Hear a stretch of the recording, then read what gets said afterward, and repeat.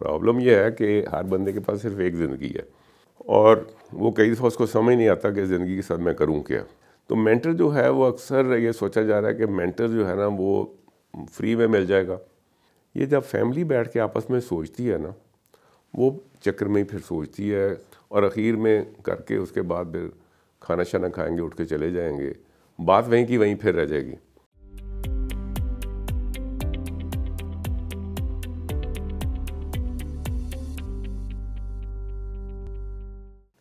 ایسے ہے کہ یہ موٹیویشنل سپیکنگ اور مینٹرشپ یہ دونوں بالکل مختلف چیزیں ہیں.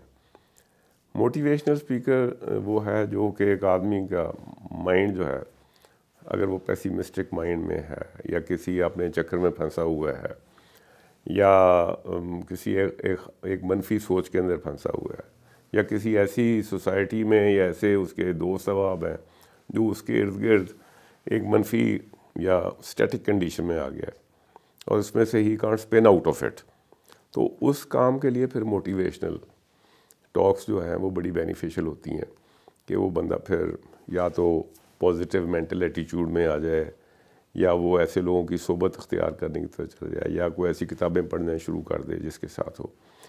یہ موٹیویشن ہے اور بیسیکلی کہ then he can take control of his life کہ یار زندگی کے ٹارگیٹس کیا ہیں اور میں نے آگے کیا کرنا ہے, میرے ارد گرد کا ماحول کیا ہے اور اس میں سے نکل کے میں نے اپنے لیے کیا کرنا ہے. پرابلم یہ ہے کہ ہر بندے کے پاس صرف ایک زندگی ہے اور وہ کئی دفعہ اس کو سمجھ نہیں آتا کہ زندگی کے ساتھ میں کروں کیا. تو موٹیویشن جو ہے اور اس قسم کی جو موٹیویشنل ٹاکس ہیں, کتابیں بھی ہیں, وہ آپ کو گائیڈ کرتی ہیں کہ یار یہ زندگی کا بیسٹ استعمال کیا ہے. لیکن جب آپ اس میں سے اگلا سٹیپ میں آتے ہیں, آپ کہتے ہیں کہ اچھا کچھ کرنا ہے, تو اس کے لیے مینٹرشپ کی ضرورت ہے. مینٹرشپ ایسے ہے کہ بندے کے پاس سامنے ایک آبجیکٹیو تو ہے لیکن اس آبجیکٹیو کی آگے ڈیٹیلنگ ہے جی. وہ چھوٹا بزنس ہے, بڑا بزنس ہے, وہ کوئی پروجیکٹ اس نے لگانا ہے جی, تو اس کے لیے اس کو پھر ایک مینٹر کی یا کنسلٹنٹ کی ضرورت ہے. تو مینٹر جو ہے وہ اکثر یہ سوچا جا رہا ہے کہ مینٹر جو ہے نا وہ فری میں مل جائے گا اور کسی بابا جی کے پاس چلے جائیں گے, کچھ کریں گے تو وہ مینٹر کر دیں گے. اور کنسلٹنٹ جو ہے وہ نارملی پیسے لے کے کام کرتا ہے. تو ہمارے لوگ اکثر اس کے درمیان بھی تفریق نہیں کرتے اور ان کا خیال ہے کہ یہ جو مینٹر ہے یہ تو کوئی بات نہیں ہے, اس کا یہ رفاع عامہ کے لیے کام کر رہا ہے. تو کیونکہ ایک یہاں پہ ایک جو سائیکی ہے وہ یہ ہے کہ لوگ انٹینجیبلز کے لیے پے نہیں کرنا چاہتے. اچھا, اور میں نے کنسلٹنٹس کے ساتھ کافی ٹائم گزارا اور ان سے یہ دیکھا کہ وہ کہنے لگے یہ جو آپ خاص طور پہ آپ جو پاکستانی لوگ ہیں آپ کنسلٹنسی کے پیسے نہیں دینا چاہتے کیونکہ آپ کا خیال ہے کہ کنسلٹنٹ کے ساتھ بھی وہ گفتگو کر کے کچھ 2-4 نقطے ایسے نکلوا لو کہ باقی کا پھر ہم خود ہی کر لیں گے. تو پھر اسی چکر میں وہ پھنسے رہتے ہیں پھر بیچ میں. تو میں اپنی زندگی کا آپ کو واقعہ بتاتا ہوں کہ 1980s میں نے اپنی کمپنی کی گروتھ کے متعلق سوچنا شروع کیا. تو میرے والد صاحب اور میں ہم آپس میں بیٹھے کافی سوچتے تھے لیکن ہم اس میں سے کوئی وے فارورڈ نہیں ہمیں مل رہا تھا.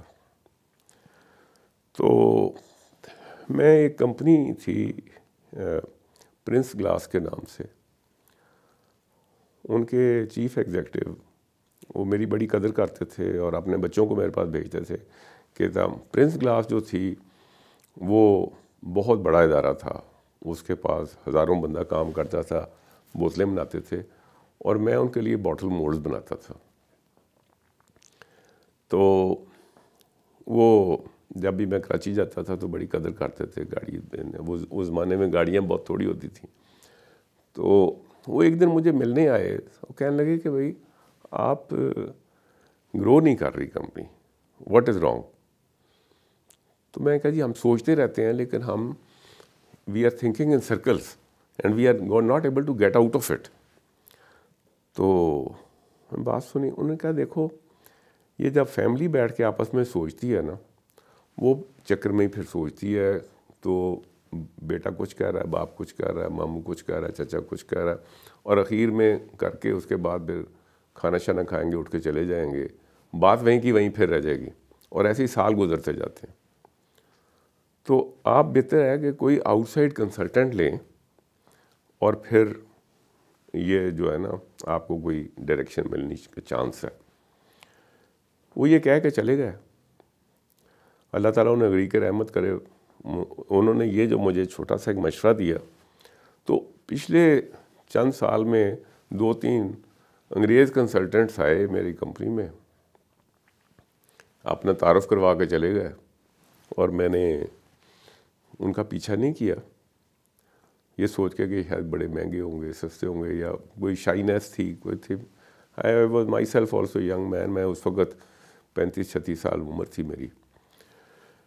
تو وہ میں نے وہ کنسلٹنٹس والی فائل اپنے وہاں سے نکالی اور دیکھا, جو پہلا نام سامنے آیا ان کو میں نے ایک ٹیلیکس لکھی, اور اس سے بات سٹارٹ ہوئی. لانگ سٹوری شارٹ یہ ہوا کہ ان سے میں نے اپنا جو پروجیکٹ میرے دماغ میں تھا وہ ڈسکس کیا. وہ ایگزیکٹلی کیونکہ میں میٹل کاسٹنگ اور فاؤنڈری کا پروجیکٹ تھا, اور وہ صاحب ایگزیکٹلی اسی بیک گراؤنڈ کے تھے. اس سے پہلے ویسے میں کوشش 1-2 دفعہ کر چکا تھا پاکستانی کنسلٹنٹس کے ساتھ بھی, کیونکہ یہاں پہ جو آدمی ویسے ہی ماسٹرز کر کے مارکیٹ میں آ جاتا ہے وہ کہتا ہے میں کنسلٹنٹ ہوں, تو وہ مجھ سے میرے ہی سوال پوچھتا تھا. تو somehow I never felt comfortable with them, کہ وہ میرے پروسیس کو ہی نہیں سمجھتے, مجھے مشورہ کیا دیں گے. سو یہ جس بندے کو انگریز کو میں نے ہائر کیا, کین ایونز کے نام سے کمپنی تھی سلو لندن میں, اور ان کا تھوڑا سا ٹریک ریکارڈ بھی تھا. انہوں نے کچھ آلوین انجینئرنگ کے لیے کام کیا ہوا تھا کراچی میں, اس کے بعد پھر انہوں نے بلوچستان فاؤنڈری حبیب گروپ کے لیے کیا ہوا تھا. سو دے آلسو انڈرسٹوڈ پاکستان. تو میں نے ان کو ٹیلیکس کی, اتفاق سے وہ جو نمبر 1 پرسن تھا, ہی واز ان کراچی, اس کی میری ٹیلیکس آئی کہ میٹ می ٹمارو مارننگ ان کراچی. تو میں فلائٹ پکڑی رات شام کی, صبح کو انہوں نے مجھے 7 بجے کا ٹائم پی سی کا دیا ہوا تھا. تو I had meeting with them, انہوں نے اپنا پروجیکٹ کراچی میں ہب چوکی پہ دکھایا. We started working with them, اور ان کے ساتھ پھر میں نے اپنا گروتھ پروجیکٹ بنایا. اور اس وقت کے حساب سے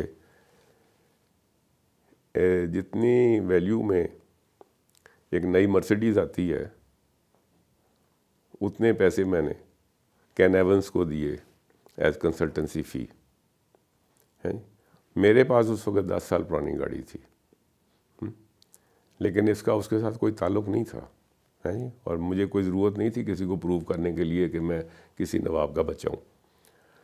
تو ہم نے اس طریقے سے ان سے وہ اپنے پروجیکٹ کو سیدھا کیا کر کے, پھر پروجیکٹ ایسا بنایا کہ بینکس نے اس کو فائنینس کیا, ہم نے اس کو لگا کے ہم نے اتنی بڑی لیپ فارورڈ کی کہ we grow by 5-6 times because of that investment, اور اس نے ہمیں تیار کر دیا for the next steps forward. تو اگر میں نے وہ ہمارے پرنس کلاس کے جو دوست تھے, اگر ان کا مشورہ نہ مانا ہوتا اور پھر اس کے بعد ان کو ہائر نہ کیا ہوتا, تو وہ مجھے کیا فرق پڑتا ہے کہ میں نے وہ مرسیڈیز, اگر میں نئی مرسیڈیز خود خرید لیتا تو بیٹھا تو میں وہیں کا وہیں ہوتا وہ اسی. تو اس لیے یہ میری زندگی ایک تجربہ ہے کہ مجھے کبھی اس بات کا نقصان نہیں ہوا, لیکن میں اپنے ارد گرد ماحول میں یہ دیکھتا ہوں کہ ہمارے لوگ اکثر ایسی بات کرتے نہیں ہیں, اور بزنس مین جو ہیں بیشتر جو ہیں وہ پھنسے رہتے ہیں چھوٹے سرکل کے اندر.